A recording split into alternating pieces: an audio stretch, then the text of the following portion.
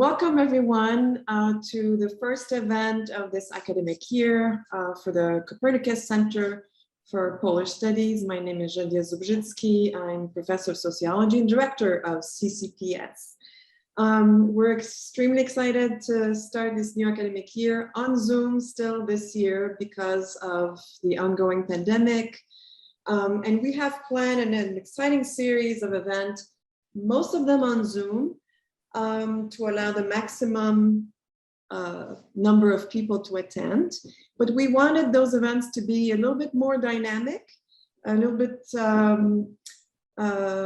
accessible to people. So we plan a book club series inviting authors of important books recently published to come and talk to us about their work.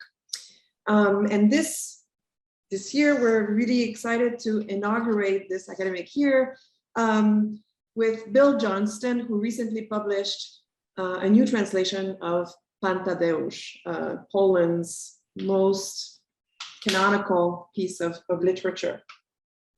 I will say a few words about Professor Johnston, who's professor of comparative literature at Indiana University, where he teaches literary translation.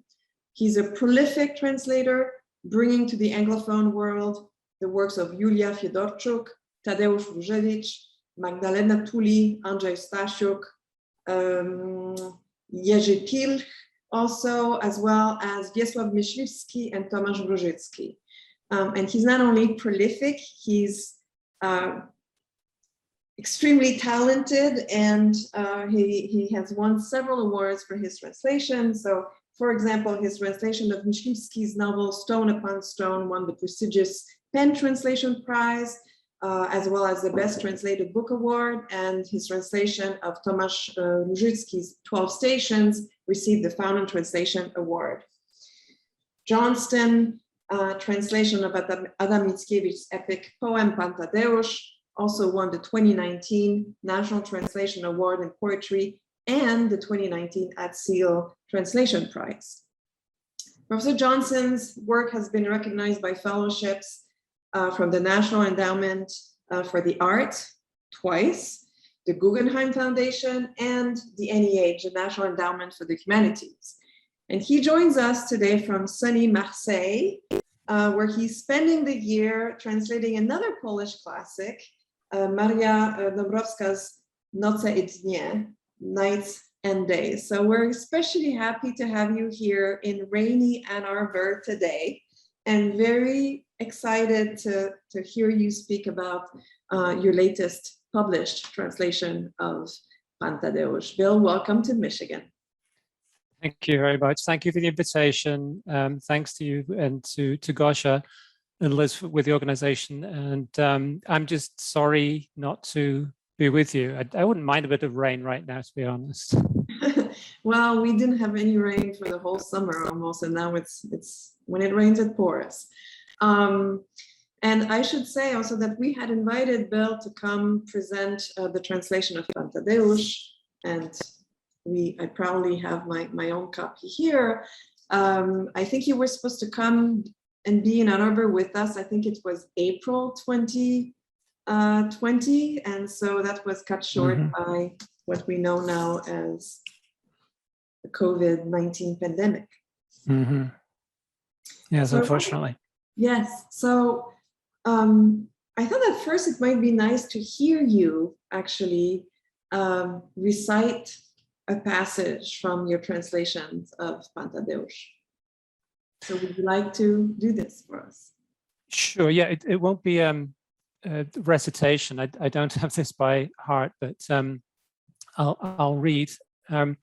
I thought I'd read a short passage which is quite well known to those who are familiar with the book. It comes in book 4, and a character called the Warden, Wojski, plays his bison horn to celebrate the successful end of a bear hunt, which has just taken place. So one of the themes of Pan Tadeusz is the word last, ostatni, recurs a lot. In the book, even in the title, it's called The Last Foray in Lithuanian. And So this is the last time that probably that the warden is going to celebrate a hunt like this. So I'll just read a short passage.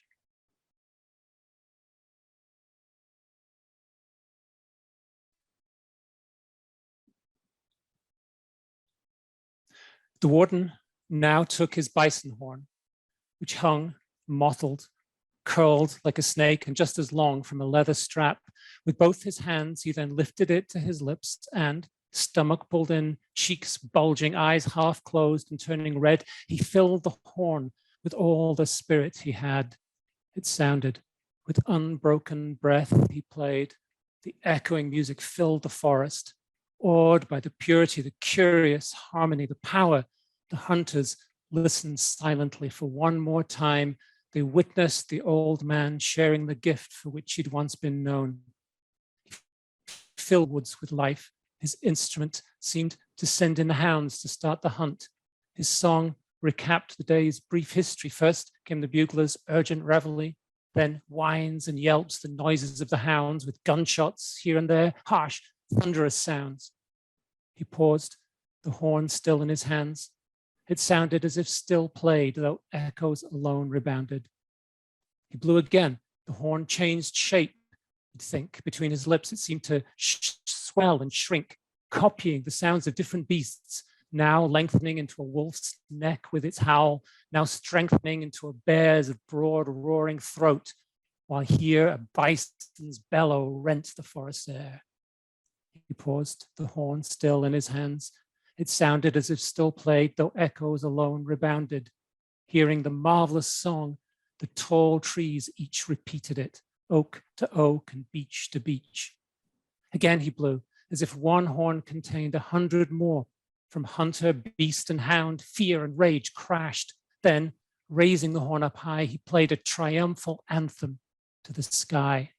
He paused, the horn still in his hands. It sounded as if still played, though echoes alone rebounded.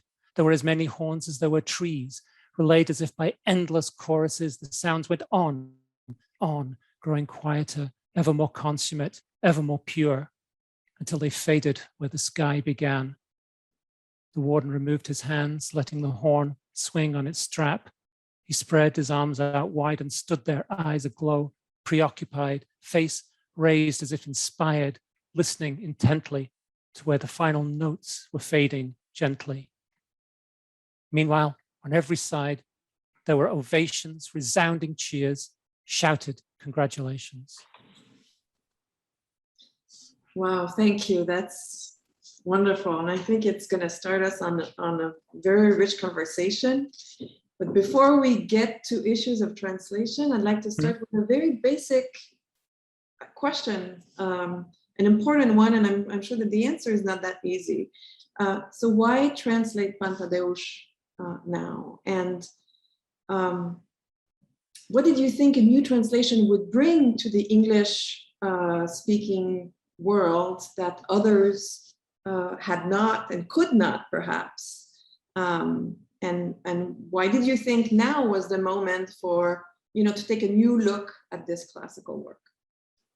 Yes, it's a good question. And it's hard even to talk about what now means, because I first conceived the idea a long, long time ago, and first did a sample back in 2012. Most translators, when they undertake something like this, there's a kind of a mixture of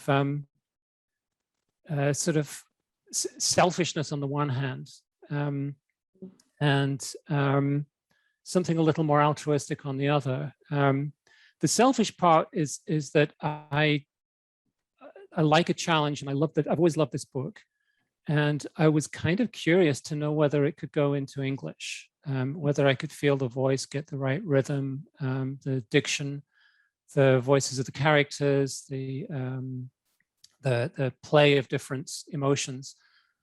So it was really a very egotistical way of challenging myself. In terms of why the text is needed, my approach was that I first did one of the 12 books into English to see whether I thought I could do it. And then once I'd done that, I compared what I had done with the existing translations. I hadn't looked at them before. And there are indeed like really quite big differences between what I was doing and the other versions. The one that's most widely, or has been most widely used in Polish classrooms here in the US is the Kenneth Mackenzie translation from 1964. And it's very solid, but it's very archaizing. Mm-hmm. And so I felt there really wasn't a good version of this poem in English. And I guess another kind of thing that was going through my head was, as you know, in 1999, Andrzej Wajda brought out a film of Pan Tadeusz. And I was quite surprised when I talked to Polish friends after the movie came out. Many of them said that they really hated Pan Tadeusz. They had been really traumatized by being forced to memorize it and to recite very basic nonsense about it in school.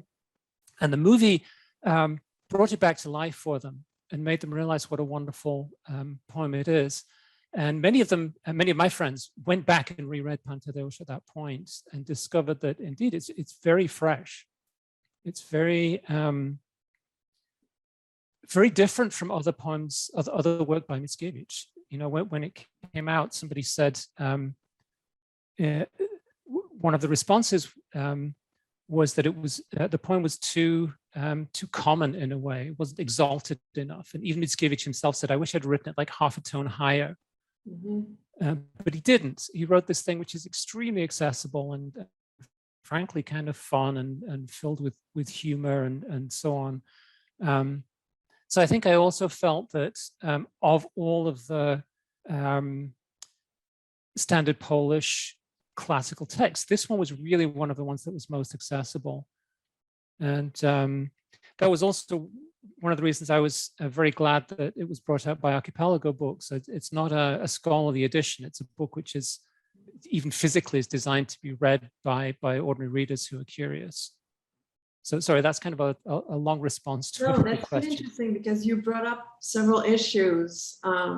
So one have to do with the text itself, right? And you were talking about challenges regarding, you know, the rhythm of it, the rhymes, but also diction and how it would translate so that you would capture the same kind of spirit that the book, the original, has. So that's more on the language side of it, but then also about the life of those books. So there's there's several Pan Tadeusz's books, right? The one that was published then during Mickiewicz's lifetime, and then early 20th century under communism, and now, and the reading that people make of these classical works are different. So let's talk about these two facets of your answer in a way. So do you want to talk a bit about the translation and what you thought was the most challenging, or the challenges that excited you about finding the right language in English to capture what makes Pan Tadeusz really interesting? And then we can move to the place of that canonical work in contemporary Polish culture and politics. Sure. Yeah. So at the level of language, it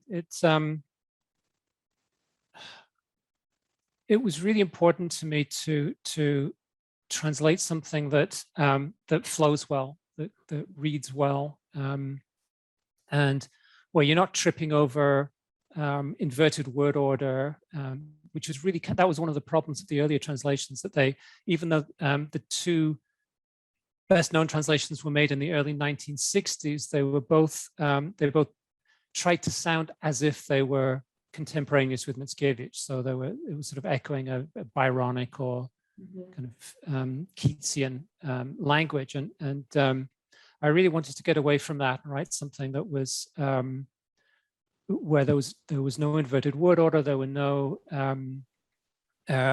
archaic words, oft and espy and all of this kind of thing. and also to feel the rhythm of the piece. I think that was a crucial part. I chose to work in a kind of a loose iambic pentameter, but it took me really several months to kind of finally settle into the right degree of freedom and constraint that felt comfortable. And also with the rhyme, I feel quite strongly that full rhyme is good for comic pieces and comic passages, but I used quite a lot of half rhyme as well, and kind of compensated with a lot of internal rhyme, alliteration, accents, and so on. But to me, there have been prose translations, for example, of Pan Tadeusz, just as there have of Homer and Dante and so on, Virgil. But to me, the poetry of it, the rhyme and the rhythm, is the pleasure. You know, when you translate, do you read aloud? I mean, because I mean, we heard you now read it, and for me, I hear it differently than if I were to read it. I mean, you're reading it the proper way, right?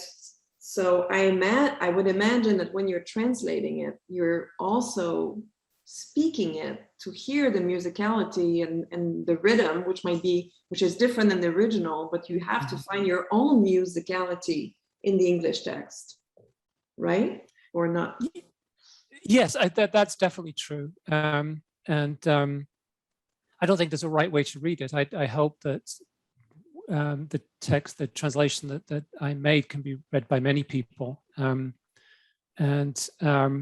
it's certainly not in my voice alone, but definitely I feel it inside myself, I guess. And I was only satisfied when I felt that the rhythm wasn't too jerky and that the rhymes were close enough, but yeah, that the text didn't become kind of doggerel like.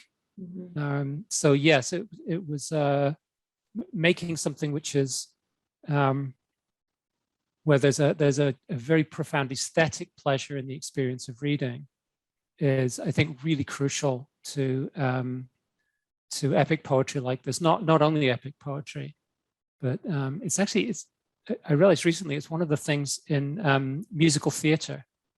Also, there's a deep pleasure to be had from the cleverness, the way things are put, from the rhymes that are used, from the playfulness of the language. And I feel that playfulness belongs in this sort of poetry as well. So how long did you work on that translation? I mean, I was looking at this, I'm thinking, is that a 10-year project or? Right. Yeah, it took me about 3.5 years. So I was, whenever I work, I have like a quota that I need to do each day. So with Pan Tadeusz, it was 10 lines. And if I could get through 10 lines in a 2-hour working period, I was doing okay. But it was a slightly different process than usual, because when you're working with rhyme, you have to make sure that the rhyme is there to begin with. You can't kind of leave things unattended and hope that they'll fall into place later on. So the first draft was much more work, in fact. But overall, yeah, it took 3.5 years from start to finish. Wow. So to get back to your other comment about your friends who rediscovered the book after seeing the film. So it's an interesting comment that they suffered through it, as children and teenagers. And that's my impression when I was talking to young people. And I read also or saw on YouTube, Polish reporters asking young people at a bus stop, who's Mickiewicz, and they wouldn't know. Or complaining about that literature. So maybe that's something that's kind of eternal, young people not liking what they're supposed to read. But I had the impression that it was a work that it was really canonical, and that people grew up knowing this, that there was a sort of fetish around Pan Tadeusz, as such. I mean, have you found that, is that wrong, or Is there something now that tends to have the younger people more detached from that kind of literature? Or it was always the case, as Well, your comments seem to imply? yeah, when I first went out to Poland, when I was very young, a lot of the what I thought of then as older people, in other words, people in their 40s and 50s, would be able to recite very long passages, like the one I read, for example. That was a common one. So there would have been people who were born in the 30s, 40s, 50s. And for that generation, I think it was a very, very crucial text. For the generations after that, yes, it became more of a sort of a duty, more of a thing from school. And I think since then people have rediscovered it. But I think part of the problem is that it has always been thought of as a kind of a patriotic text. And there is something of that in it, definitely. But it's, I think one of the things that drew me to it as a non-Pole, somebody who has no Polish background at all, is that it's very, very profoundly ambivalent as a text. It celebrates not even Polishness, but a very particular kind of the gentry and the provinces and so on. But at the same time, it's really emphasizing that way of life it has gone. So, for example, the older characters still wear the żupan, the old Polish dress, which Mickiewicz as a child could remember seeing. He could remember older people wearing it, but by the time he had grown to adulthood, everyone was wearing European clothing. And so he was capturing a world which had already, in a sense, passed. So there's that kind of sense of loss, but then there's the other loss of he's writing this book about the great Polish hope of Napoleon's invasion of Russia and how that's going to bring liberation to Poland and independence and so on. But everyone reading it in Paris and elsewhere in the 1830s knew perfectly well that the thing failed, and that the next uprising failed as well. And so there's a very strange sense in which there's a kind of not a hopelessness, but a really deep sadness that runs through the whole thing. And I think that's matched by a really profound ambivalence toward this thing that he calls Polishness. That so the characters, the Dobrzyńscy, for example, this clan of impoverished gentry who live in a settlement, who are ethnically Polish, even though geographically they're in this place which is Lithuanian or Belarusian.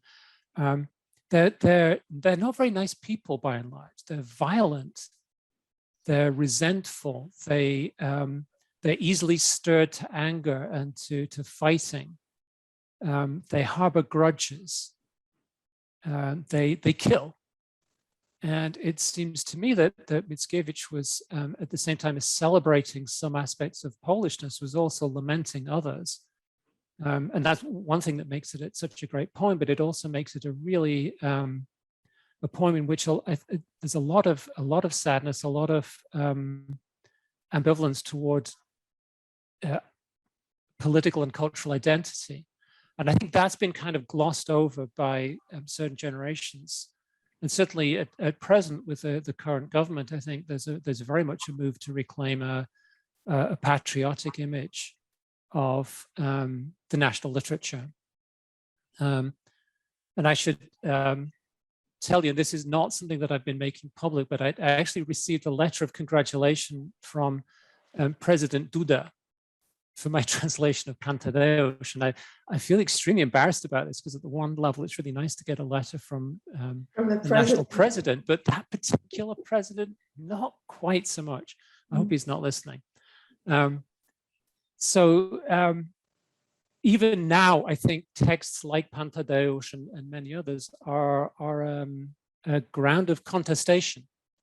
But that's interesting what you're saying, because it doesn't seem like it's used as a ground of contestation in Poland. I mean, the way that people talk about it, they latch on to this nostalgia that you identified.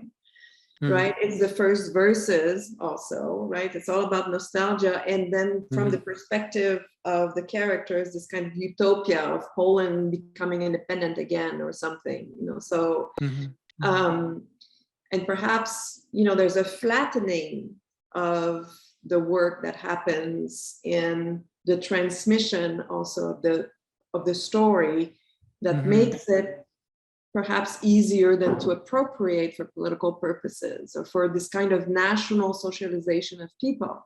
I think that's definitely true. Yeah, that it's a text which, in the sort of national imaginarium, I think is kind of lumped in with Sienkiewicz, for example.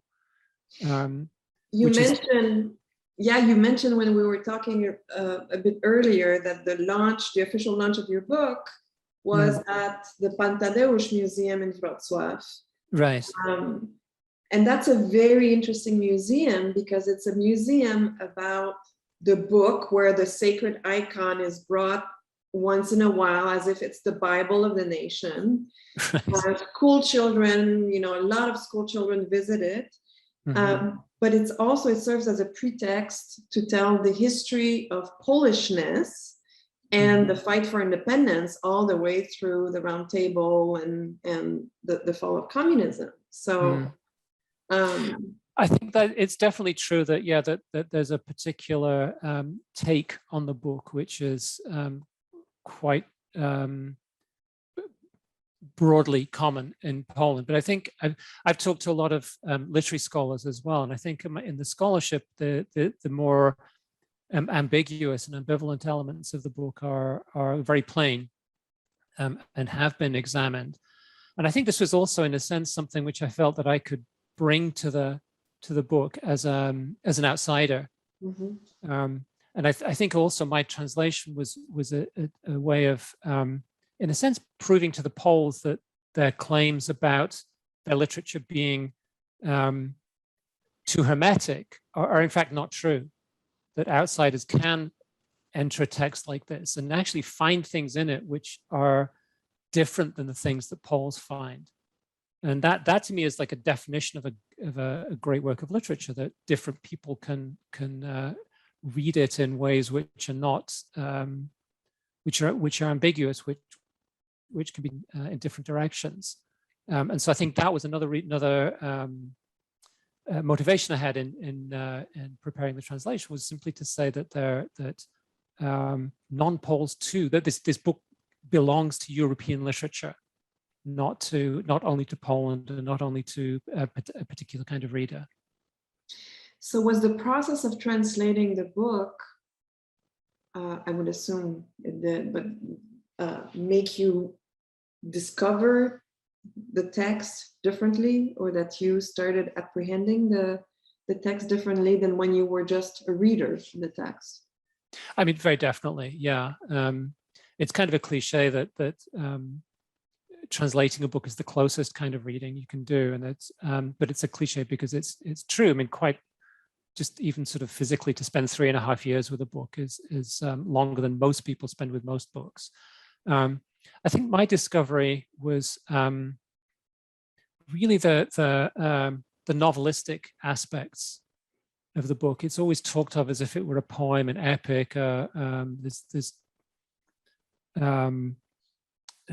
exactly as you said, sacred object, like Homer for the Greeks. And it's actually more homely than that, and it's really a novel in verse. And that, I think, brought it closer to me. It brought it closer to texts like Pushkin's Yevgeny Onegin, Byron's Don Juan, that about a third of Pan Tadeusz is dialogue, is the characters talking. And it was also an immense pleasure to find voices for those characters and the ways in which they could interact. But I think the more I worked with it, the more I realized that even the genre that it belongs in is a much more interesting question than I had realized before. Speaking of characters, it's interesting also, given the place of Pan Tadeusz in the canon, that several of the characters have become archetypes, right? Pan Tadeusz himself, of the gentryman, the Szlachcic, or Zofia as the ingénue, and Jankiel as the good Jew, as the Jew who speaks Polish, who's patriotic, who fights for Poland. So I was wondering if also when you're translating this, I mean, you know the life that the book has acquired outside of the book itself. So when you're translating, how do you take this into account? How do you deal with characters that have become archetypes in everyday life also? Yeah, I mean the thread of Jewish life and Jewish characters that runs through Polish literature is one that requires great sensitivity on the part of the translator. It's a very difficult area. It remains very, very difficult in terms of Poland's own engagement with its past, with its past cultural and present cultural life. I think with Jankiel, I felt that there's enough already in the text that if it's rendered sensitively, that readers can kind of make up their own minds. I didn't want to whitewash anything. I didn't want to highlight either good or bad aspects of what Mickiewicz was trying to do. I think it's there in the text in Polish for people to see. I think it's not reducible to single terms, to good or bad, to positive or negative. And clearly, Mickiewicz was trying to do something with the figure of Jankiel, who's a sympathetic character, a more rounded character, actually, than some of the other secondary characters in the book. But I think I really tried to kind of leave it as is. Again, bearing in mind the particular sensitivities of early 21st century America, and hopefully let readers decide what they think about this representation rather than foisting my own particular reading of it on them. So aside from President Duda's letter of congratulations, has your translation, I mean, the book was launched at the Pan Tadeusz Museum in Wrocław. Has there been other reactions by other scholars in Poland to your translation? Yeah, I guess there's been a certain amount of interest. I know there's one scholar who does statistical analyses of translations to see whether they overlap, which is really very scary. So he did a statistical analysis of my translation, which fortunately doesn't overlap with the other ones, so that's good. Yeah, I mean, I think people will probably continue to pick it over. That's happened with a number of the translations I've done, that students and scholars take a close look. They take a look at competing translations. So as I was doing this translation, I wanted it to be around for a while. That was my ambition, at least. People are still reading Kenneth Mackenzie's translation, right now, 60 years later. And if that were true of my translation, it would make me deeply happy. But in any case, it's there. And yes, the Poles definitely took an interest. I gave readings there, a number of interviews as well for radio and television. And it made a little bit of a splash. I think Poles are always somewhat confused when outsiders take an interest in their literature like this. But they might learn something from reading the translation too, because they might notice things in the English version that they did not in the original. So there's something about also, I mean, I read books in French and English, and sometimes I read the English and I'm like, oh, that's what he was trying to say, or that's the idea that comes out. I had an interesting experience a few years ago. Another text from that period that I translated was Juliusz Słowacki's play Balladyna. And I was giving a workshop in Kraków, and I wanted to use my translation as a basis. And so I gave this to the graduate students at the Jagiellonian, and I gave them the Polish text and the English text. And I said, okay, let's read this through. First of all, let's read it in Polish. And so I assigned, it was a dialogue between two characters. So I assigned two students to read it. And they read it in this really dull, plodding way, like this. And so I said, okay, then let's read the English. And they're fluent in English. And they started reading the English. And they stopped at some point. And they were like, this is really good. And they didn't mean the English, they meant the text. Mm-hmm. And they put the English aside and went back to the Polish and looked at it, and they were like reading it again. And they were just like laughing and enjoying it. So I think that is true, that you can gain a new understanding of a text that are even familiar through an outside lens. Yeah. At the same time, I think the Poles kind of thought that I remember being asked questions like, what was the most difficult thing about translating Pan Tadeusz? And they were expecting me to say like the names of mushrooms or something like that. And I said the English. And I think the lady who was interviewing me for the radio didn't quite understand what I meant, but it really was, the English was the big challenge. Yeah. Well, speaking of English and Polish, I will end with one last question before we open up to participants, also people in the audience to ask questions. But where does your Polish come from? I'm sure people are very eager to hear where you learned Polish. Geez, well, it's a very long story that involves Esperanto, so I'll try and keep it short. When I was a teenager, I got very good at Esperanto, and I won a prize, which was £100. I know I shouldn't boast in situations that public speeches like this, but I did a whole £100, and that was enough to buy me 2 weeks in Poland in 1976 as a 16-year-old. And I absolutely fell in love with the country, with the language. I already knew Russian at the time. I'd studied it at school, but I really wanted to go back. And so when I was 23, after I graduated from university, I went back and I ended up staying for 8 years and learned Polish there. And then soon after I came to the United States to do my PhD, I started translating, and as they say, one thing led to another. So here I am now. Yeah, that's great. Well, thank you so much for discussing the work with us. And so we have a question here we have two. Okay. Arthur Mengosi. So you guys should see it, and do you see it, Bill? Actually, no. Okay, so I will read it. Yeah. So Arthur is a second-year master's student at CREASE. He's thanking you for this fascinating conversation. And as someone who enjoys translating, one of the things I often struggle with, and perhaps all translators share this opinion, is how to convey those aspects of the culture that are difficult to directly translate into English.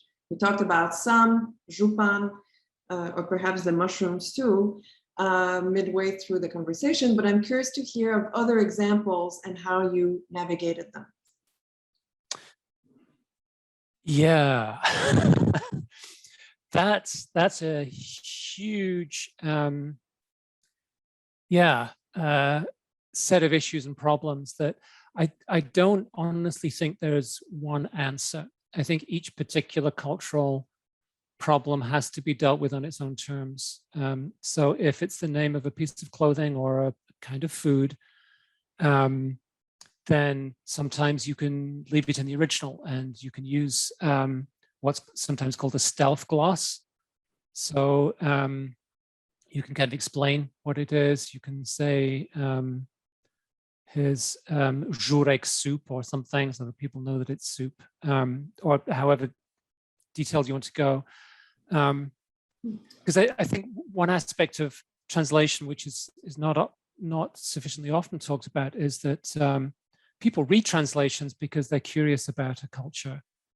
And so they want to learn things. And I remember as a teenager reading Solzhenitsyn, for example, I learned a lot about a lot of terms of exactly of clothing and food and the ways that people behave. So I think there's a kind of a pedagogical angle to some of what we do. And I'm also not averse to, I was just working with another text where the people were greeting each other, and this was back in the day, and they would say pochwalony, right, as a greeting. And it seems to me perfectly legitimate, if you can work it into the context, to have people say something like "Christ be praised," when it's clearly a greeting. It's not something that anybody says in English that I'm aware of, not today certainly, but it's readable in the context. But there's a whole sort of range of different approaches that can be taken depending on the level of the issue and how important it is in the text. I think if people took a really, really close look at my Pan Tadeusz, they'd probably find some bits of culture which were not exactly elided, but were kind of not dealt with very, very openly. But I did try to my best to be true to the culture as I encountered it as a reader. And to be honest, the best way to answer that question is to take a look at a text that interests you and have a look at the original, have a look at the translation, see what translators do, because there are, as I say, many, many different strategies that can be used. And typically I'll use a whole different range of them, even in a single page.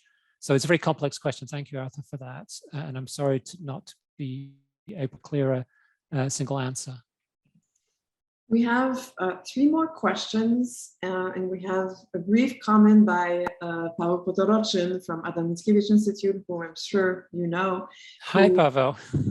Who is thanking you for the achievement and is also wanting to inform us that when he was director at Adam Mickiewicz Institute, he had commissioned 2 concerts, the Voice Key concert by Chinese composer Mr. Dai Bo and Yankiel concerto by Kaczmarek, and both premiered in 2015 and 2010 respectively. Pozdrawiam serdecznie, Paweł. Hello, Paweł, too, from Copernicus.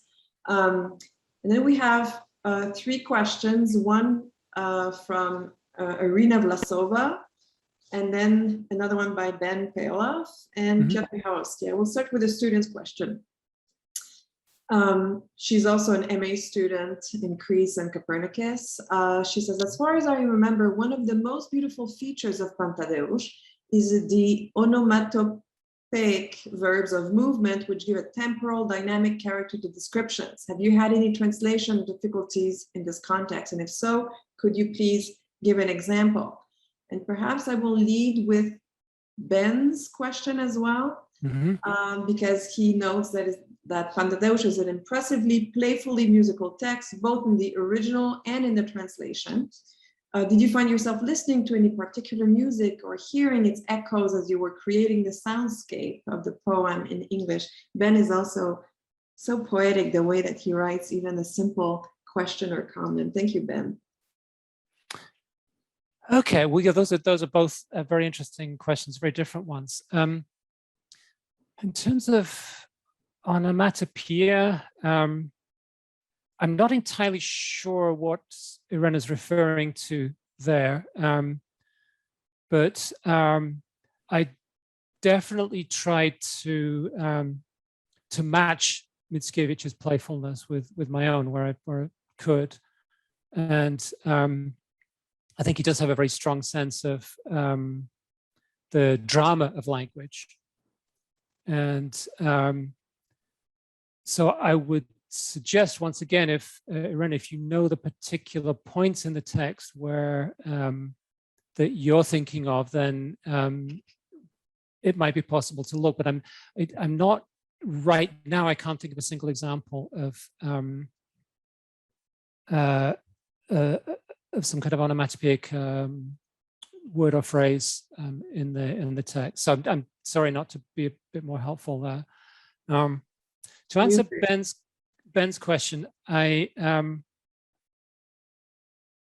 did not listen to a lot of music, actually, and I don't find that music and literature go terribly well together. That's something that you and I perhaps should discuss at some point. But I think my head is generally just filled with particular kinds of English.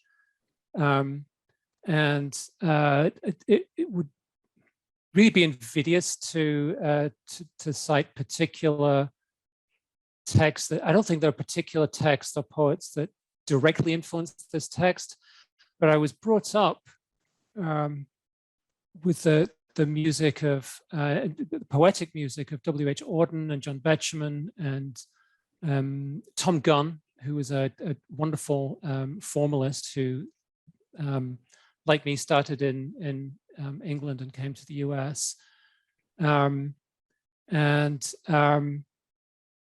I think that maybe that's the sort of the British poetry tradition has been more interested in holding on to formal aspects like rhyme and rhythm. Seamus Heaney is another great influence, but also Richard Wilbur, the great American translator of Molière and some other texts, who showed how lively and playful you can be if you're rhyming and doing iambic pentameter. Just a couple of years ago, I saw his translation of the Misanthrope, and it's astounding. The audience were doubled over laughing at this text, which was translated 60, 70 years ago. Wonderful achievement. So all of those things and many, many more went into the mix that became my translation. I think we have time. One last question by Count Michalowski. Speaking of cultural matters, I have in the past used Pan Tadeusz in classes that have nothing to do with Poland, citing the opening line and discussions of collective identity. Any thoughts? Also, do you have an opinion on the recent works on Pańszczyzna and the slave-like situations in the countryside, given the bucolic portrayals of this in Pan Tadeusz? Yeah, I think those are 2 points that I was very aware of. I think my own translation kind of background also played a large part in this. One, you mentioned Tomasz Różycki's poem 12 Stacji, which is really a kind of a riff on Pan Tadeusz. But to me, a more important point of reference is Stefan Żeromski's novel Przedwiośnie, which I translated a few years ago. And to me, it seems that Żeromski is very much taking up this question of the servants, the people who feed the szlachta, who do the work in the fields.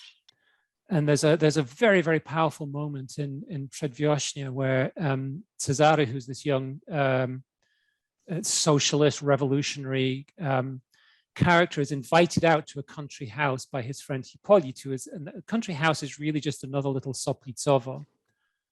And at some point, Cezary grabs hold of a silver sugar bowl, and he's desperately trying to explain to Hippolyte that he says, "Don't you understand that these people who are serving you around here, they would kill you and string you up from the closest tree just for this silver sugar bowl?" And it's a moment which is completely absent in Pan Tadeusz. There's really kind of no level of engagement with any class other than the szlachta, except, maybe the sort of Lithuanian or Belarusian maidens with their exotic plaintive singing. But that's pretty much as far as it goes. So I think that level of engagement is something that contemporary criticism definitely needs to and can and bring to the text, and has brought, in fact. As for the opening, Litwo Ojczyzno moja,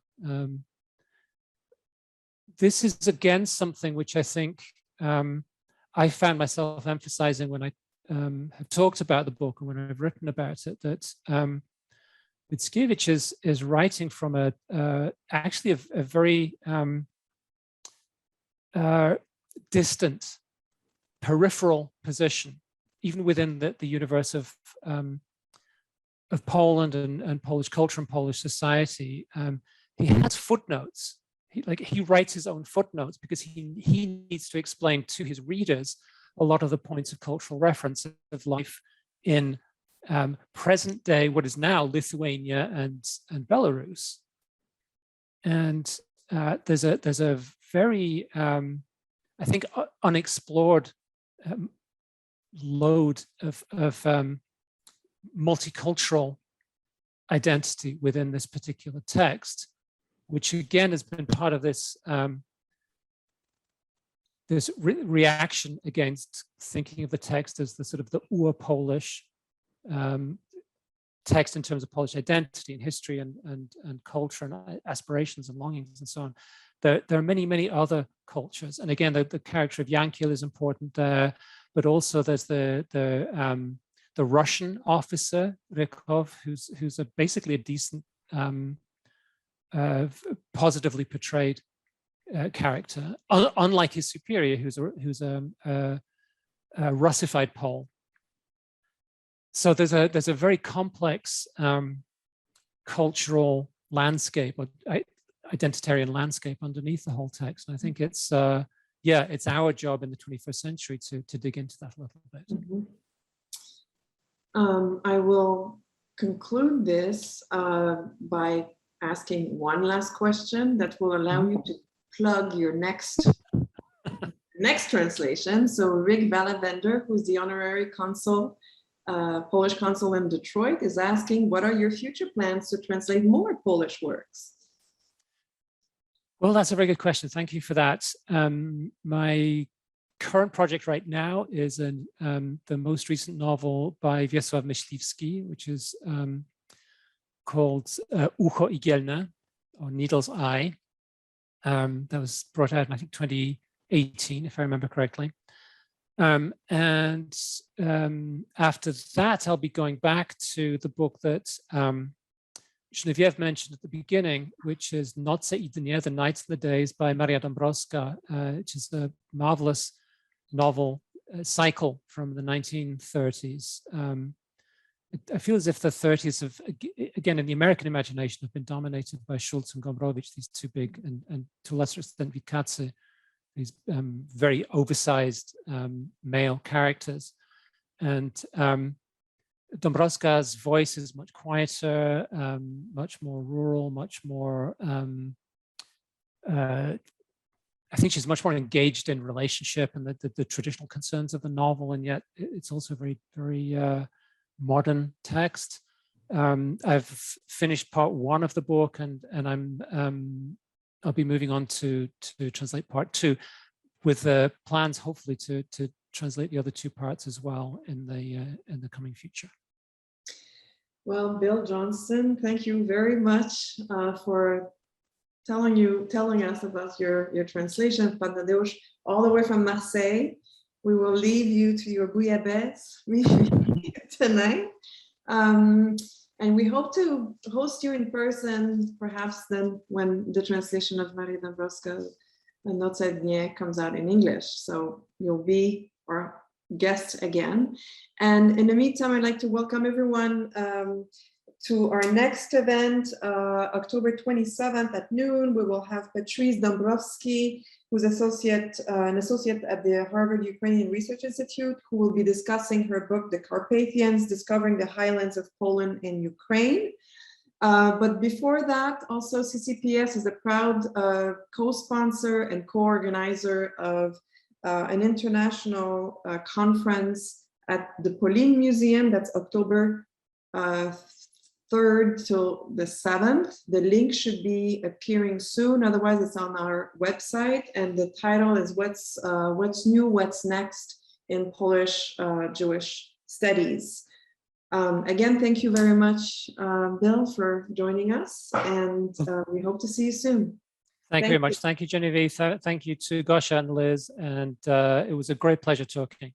Thanks a lot. Thank you. Bye-bye. Bye-bye.